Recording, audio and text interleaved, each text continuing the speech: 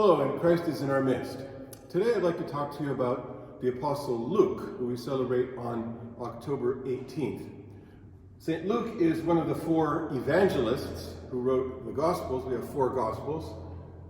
The Evangelist John, Evangelist Mark, Evangelist Matthew, and here is the Evangelist Luke, all depicted on the royal doors. I'll say more about the royal doors at the end, but right now let me tell you about the Apostle Luke very briefly. He was one of Jesus' early disciples. He was not one of the 12 apostles, but what's called among the 70 apostles. He himself heard the teaching of Jesus with his own ears. He was sent out to teach along with the others. And when St. Paul became the leading missionary and apostle, later on, Luke joined him. Luke also was responsible for writing the Gospel of Luke, of course, but also the book of the Acts of the Apostles, which talks about how the church spread, how the early church spread throughout the early known world, the Roman Empire. Luke also, besides being this writer and historian, paying careful attention to the details of the history of the apostles and of the history of Jesus, and talking to various people to make sure he got the record right. Luke was also a very accomplished person in other ways. He was a trained doctor. He was also an artist, a trained artist. And the tradition in the Orthodox Church is that St. Luke is responsible for painting the very first icons. So St. Luke is a very special apostle. And one of the most intriguing, special things that happened to him in his life was after the resurrection of Jesus. Now, you know that when Jesus was crucified and had died, all his disciples and apostles thought that that was the end of the story. And then they began to hear strange things about a tomb being empty. And so there's a story about Luke and his friend Cleopas on the road to a village called Emmaus and their encounter with the risen Jesus. And I'd like to read that story to you because it's a very important one in the life of our church. It comes from the Gospel of Luke in chapter 24. That same day, two of them, that is Luke and Cleopas, were walking to the village of Emmaus, about 7 miles out of Jerusalem. They were deep in conversation, going over all these things that had happened. In the middle of their talk and questions, Jesus came up and walked along with them, but they were not able to recognize who he was.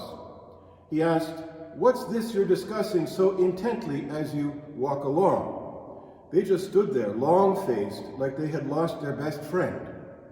Then one of them, his name was Cleopas, said, "Are you the only one in Jerusalem who hasn't heard what's happened during the last few days?" He said, "What has happened?" They said, "The things that happened to Jesus the Nazarene. He was a man of God, a prophet, dynamic in work and word, blessed by both God and all the people.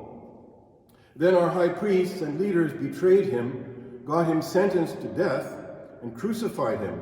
And we had our hopes that he was the one about to deliver Israel. And it is now the 3rd day since it happened.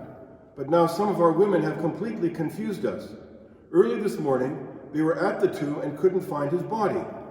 They came back with the story that they had seen a vision of angels who said he was alive. Some of our friends went off to the tomb to check and found it empty just as the women said, but they didn't see Jesus." Then he said to them, "So thick-headed, so slow-hearted. Why can't you simply believe all that the prophets said? Don't you see that these things had to happen? That the Messiah, that the Messiah had to suffer and only then enter into his glory?" Then he started at the beginning with the books of Moses and went on through all the prophets, pointing out everything in the scriptures that referred to him. They came to the edge of the village where they were headed. He acted as if he was going on, but they pressed him. "Stay and have supper with us. It's nearly evening. The day is done." So he went in with them, and here's what happened. He sat down at the table with them. Taking the bread, he blessed and broke and gave it to them. At that moment, open-eyed, wide-eyed, they recognized him, and then he disappeared. Back and forth they talked. Didn't we feel on fire as he conversed with us on the road, as he opened up the scriptures for us? They didn't waste a minute. They were up and on their way back to Jerusalem. They found the 11 and their friends gathered together, talking away. It's really happened. The Master has been raised. Simon saw him. Then the two went over everything that had happened on the road and how they had recognized him when he broke the bread. Well, Luke and Cleopas discovered that Jesus was with them in the breaking of the bread. They saw him in the breaking of the bread. And the breaking of the bread is a term we use for Holy Communion. We still use that. Holy Communion is the breaking of the bread, or what we call also the Eucharist, the service of thanksgiving. And just as Luke and Cleopas experienced the presence of Jesus, the risen Jesus, through the breaking of bread, so also we continue to do that in the life of our church. And this is where I come to the royal doors. On the royal doors, you have the evangelists who enable us to experience the presence of Jesus now by reading the pages of the gospel. You have the Annunciation. Here's the angel Gabriel announcing to Mary that she will have the child Jesus, who will be the Savior, the Messiah, through whom the world will come to know God through the presence of Jesus. But what happens behind the door? Well, if you go through the evangelists, if you go through the Annunciation and you open the royal doors, what you see is the holy altar. And what do we do most especially on the holy altar? We celebrate the divine liturgy, Holy Communion, the Eucharist. And it's there that we still experience God with us through the breaking of the bread. So I hope you'll think about St. Luke, Cleopas on the road to Emmaus, how Jesus accompanied them on that road, and how they came to know him, the risen Jesus, through the breaking of the bread.